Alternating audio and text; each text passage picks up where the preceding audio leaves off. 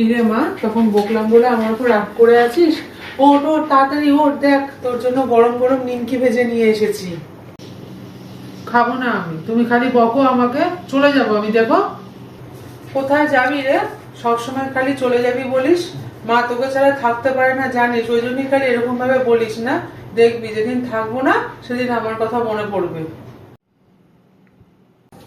আয় না রে মা, একটু গল্প করি। কতদিন গল্প করি না সেই আগের মতো। রাখ না ফোনটা। এই এক্ষুনি একটু বন্ধুদের সঙ্গে কথা বলতে শুরু করলাম, আর অমনি বলছো তুমি ফোনটা রেখে দিতে। তুই তো সেই কখন থেকে ফোন নিয়ে আছিস রে। আমি কার সাথে আর কথা বলবো বল? তোর বাবাও ব্যস্ত, তোরা সবাই ব্যস্ত, দেখবি যেদিন আমি থাকবো না না সেদিন বুঝবি। তুমি ঠিকই বলেছিলে মা, সত্যি বড্ড মনে পড়ে তোমায়। অনেক অনেক কথা বলার আছে জানো, কিন্তু শোনার জন্য শুধু তুমিই নেই মা।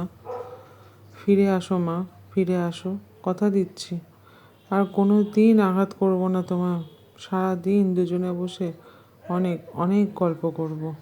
তুমি শুধু একবার ফিরে আসো মা, বড্ড মনে পড়ে যে তোমায়।